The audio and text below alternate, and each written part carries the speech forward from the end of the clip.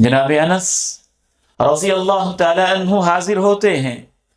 اللہ کے پیارے نبی علیہ السلام کے پاس، کہتے ہیں کہ آپ نے میرے لیے دعا کی، خدمت گزار تھے نا، خوش نصیب تھے۔ ماں کی سوچ بھی کتنی عظیم تھی، مائیں کچھ چاہتی ہیں ہمارے بیٹے بادشاہوں کے پاس رہیں۔ انس کی ماں بھی کیا عظیم ماں تھی، اس نے اللہ کے پیارے نبی کو اپنا بیٹا تحفے میں پیش کیا تھا۔ اے دونوں جہانوں کے سردار، میرا بیٹا آپ کی خدمت کے لیے وقف ہے، 10 سال تک خدمت کی ہے۔ ایک دفعہ ماں آتی ہے، کہتی ہے اللہ کے پیارے نبی، خویدمک انس، یہ چھوٹا سا آپ کا خادم، میرا چھوٹو انس، اس کے لیے آپ دعا تو کر دیں۔ اللہ کے پیارے نبی علیہ السلام ہاتھ اٹھا کے کہتے ہیں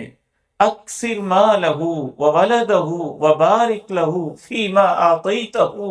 3 دعائیں دیتے ہیں، اللہ انس کے مال میں اضافہ کر دے، اللہ انس کی اولاد میں بھی اضافہ کر دے، اے میرے اللہ انس کی ہر چیز میں برکت پیدا فرما دے۔ جناب انس رضی اللہ تعالی عنہ کو جب یہ دعا ملی، یہ بھی صحیح بخاری کی حدیث ہے، راوی یہ بیان کرتا ہے کہ ہم نے اپنی زندگی کے اندر گنے کہ حضرت انس کی زندگی میں ہی ان کے بیٹے اور پوتے جو ان کے صلبی اولاد تھی، وہ اللہ نے 100 سے بھی زیادہ ان کو عطا کیے تھے۔ اور مال میں ایسی برکت ہوئی کہ مدینہ منورہ کے جو کھجوروں کے باغات ہوتے تھے وہ سال میں 1 دفعہ پھل دیتے تھے، اور جناب انس کے کھجوروں کے باغ میں سال میں 2 دفعہ پھل لگتا تھا۔